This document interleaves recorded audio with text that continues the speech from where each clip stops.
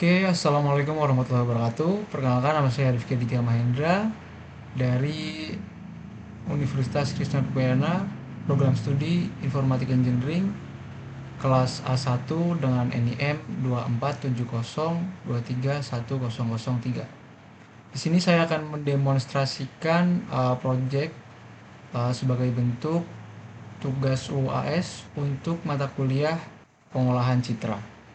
So, langsung aja ke demonstrasinya. Di sini yang pertama adalah preparation. Di sini bisa lihat ada form untuk mengimpor image. Di sini bisa dilihat NIM saya belakangnya 03. Jadi ini memilih min 1 itu dari belakang, yaitu 3, min 2 yaitu 0.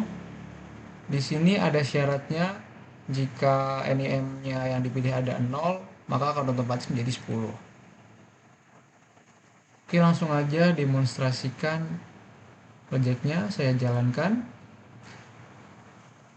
Di sini saya akan memilih gambar terlebih dahulu. Yang pertama adalah gambar orang, gambar saya sendiri tentunya. Lalu yang kedua adalah gambar objek. Di sini saya menggunakan objek mobil. Oke, kita tunggu dulu sampai 100%. Oke, sudah. Oke, di sini langsung aja ke bagian 1, yaitu implementasi konvolusi dan filter spasial mandiri. Di sini struktur kodenya yang pertama ada untuk membuat konvolusi 2D dengan cara manual lengkap dengan penggunaan pixel dengan mirroring.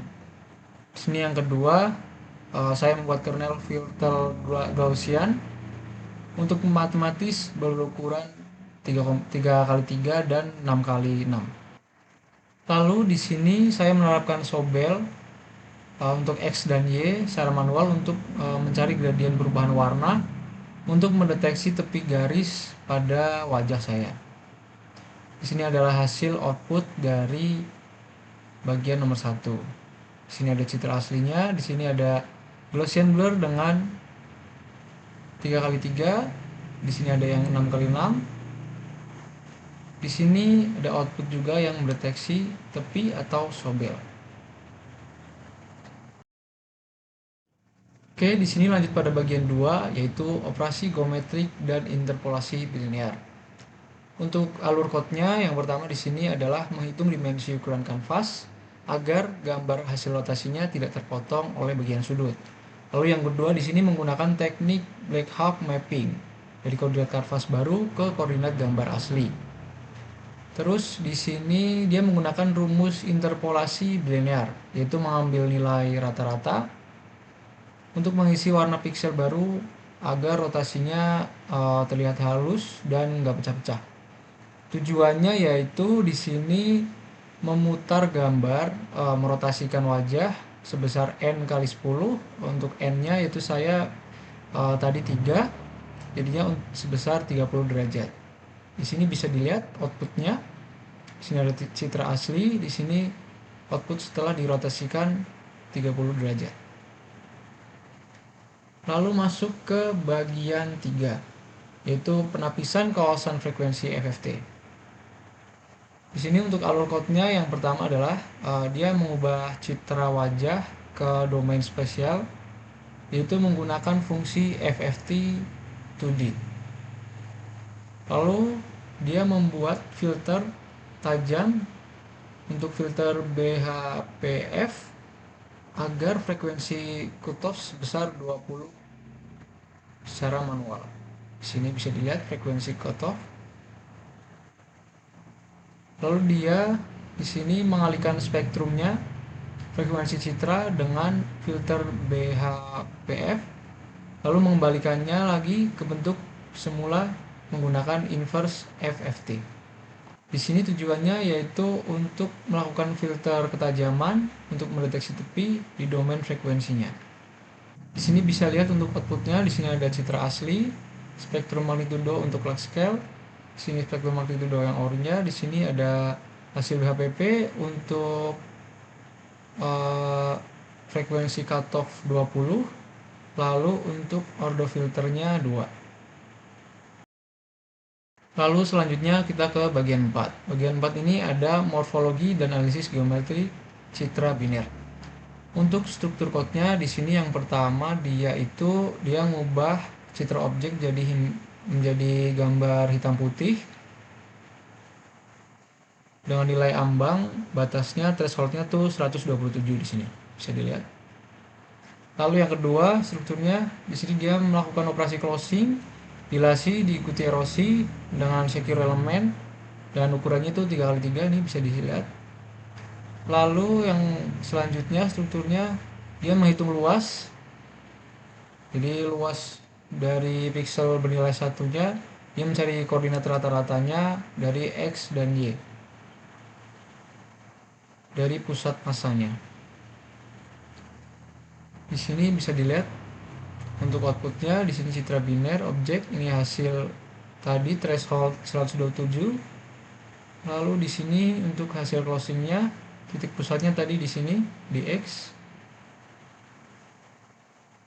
Lalu selanjutnya pada bagian 5, yaitu binarisasi, thresholding, dan operasi dasar morfologi. Untuk strukturnya di sini yang pertama adalah dia melakukan binarisasi. Untuk T dia sama dengan 100 plus di sini N-nya 3 kali 5 sama dengan 115. Yang kedua dia menjalankan fungsi erosinya nih. Jadi dia menjalankan fungsi erosi manualnya, dia mengikis tepi objek atau memperkecil objek putih. Lalu struktur lanjutannya dia menjalankan fungsi dilasi manual, yaitu mempertebal tepi objek atau memperbesar objek putih. Sini bisa dilihat outputnya.